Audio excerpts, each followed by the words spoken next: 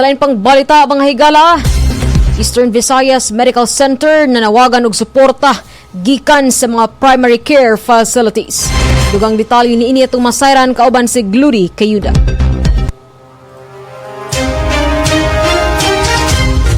Nakasinati ang Eastern Visayas Medical Center o AVMC ug dakong pagtaas sa gidaghanon sa mga pasyente nga nagresulta sa kakuwang sa mga kahinguhaan ug mas taas nga mga oras sa paghulat.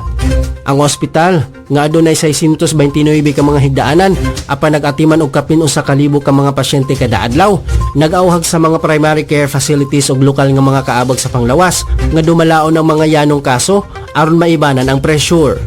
Si Dr. Joseph Michael A. Haro, chief sa AVMC, nagkanayon nga daghang mga pasyente nga nag-abot sa ospital nga mahimong matambalan sa mga lokal nga health center.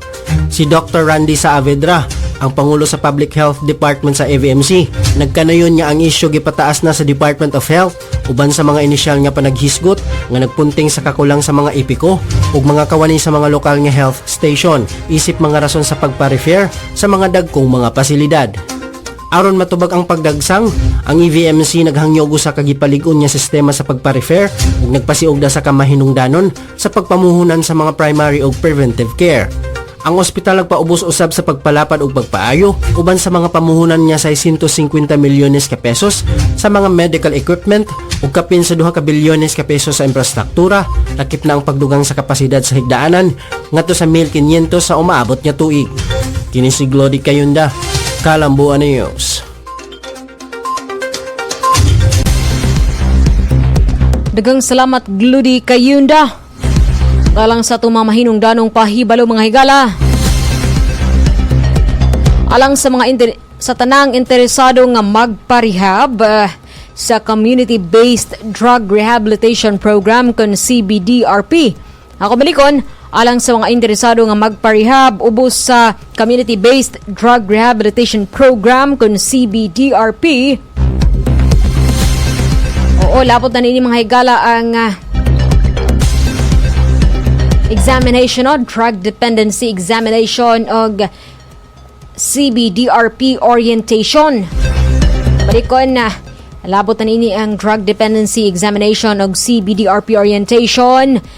Adunay ipahigayon dito sa Barangay San Juan Multipurpose Gym, Barangay San Juan, Baybay City, Leyte. Karong maabot nga Setyembre 5, alauna sa kahaponon. Adlawng Biyernes kana mga higala no. Sunod-sunod si mana. Okay, so alang sa tanang interesado nga magparehab sa community-based drug rehabilitation program, adunay pahigayon nga drug dependency examination og CBDRP orientation sa Barangay San Juan Multipurpose Gym, Barangay San Juan, Baybay City, Leyte, Setyembre 5. Sunod-sunod si mana, Biyernes, adlawng Biyernes kana mga higala, alauna ang takna sa kahaponon. Sa lain pang mahinungdanong pahibalo, adunay posto gikan sa BCICH Malasakit, Baybay. Aduna ko na wallet nga nabilin dito sa maong buhatan nga wala pa na claim. Pipila na kadlaw ang milabay.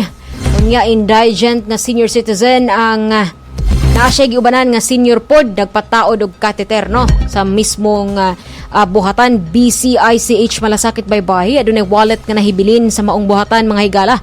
Pipila na kadlaw ang milabay wala pa na claim. Kung ugaling wala pa kini ma-claim, so oo, pwede kini ninyong i-claim sa maong buhatan BCICH Malasakit, Baybay. Ato pa kining Wednesday, Agosto 13 sa hapon na bilin dito sa maong buhatan.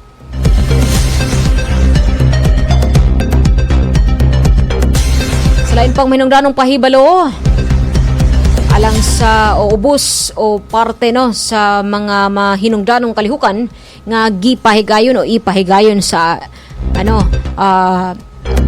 SK nindakbayan sa Baybay karong maabot nga Linggo ng Kabataan 2025 Linggo ng Kabataan sa City of Baybay. Adunay bloodletting activity Agosto 27 kini mga higala. Adlaw Miyerkules next week kana Agosto 27 alas 8 ang takna sa kabuntagon kutob alas 5 sa kahaponon dito sa 4th floor Assembly Hall, New Baybay City Hall. Kubalikon, adunay bloodletting activity. Karong maabot ng Agosto 27 adlaw Miyerkules next week kana, sunod simana. Pagasugdan ang maong kalihukan alas 8 ang takna sa kabuntagon kuto balas 5 sa kahaponon didto sa 4th floor Assembly Hall, New Baybay City Hall, isip kabahin sa Linggo ng Kabataan o 2025 Linggo ng Kabataan nga mga mahinungdanong kalihukan dinhi ning dakbayan sa Baybay. Sa mga interesado nini mga higala, pwede ka mo bisita sa naasoy nga venue, 4th floor Assembly Hall, New Baybay City Hall. Alas 4:41 ang atong takna karon. Daghang salamat sa inyong pagpaminaw ug sa inyong pakig-uban nining atong tulumanon ang Kalambuan News. Dili lamang ning atong CBN-an DYDC 104.7 Your Development Campus Radio. Sa ngalan sa mong station manager Dr. Cristina Gabrilio, radio engineer Sean Villa Gonzalo ug sa kinatibuk-ang puwersa sa DYD sa FM, kini si Micaela Gungora ug akong kauban si Glody Kayunda. Alang ning atong tulumanon ang Kalambuan News at ang iyang samang programa Lunes hangtod Biyernes batag alas 4 pasado sa samang istasyon DYD sa FM. Pahinumdum lamang puno before ko hingpit ka manamilit sa tumasuking tigpaminaw dili kalimtan ang pagdala perbe gyud proteksyon sa init kaayo nga panahon. Usahay pud mo kalit lamang og ulan.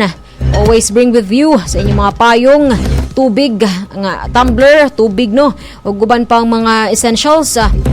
Nunan mga higala, alcohol-based hand sanitizers ug gugi kinahanglan anatas sa mga public o crowded places.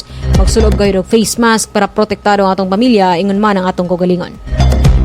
Daghang salamat hangtod sa sunod nga panaguban. Amping sa kanunay mga higala sa atong mga ka-DYDC. God bless everyone. 104.7 DYDC. DYDC jud ka. Kasab ha? Radyo Kalambuan gud na.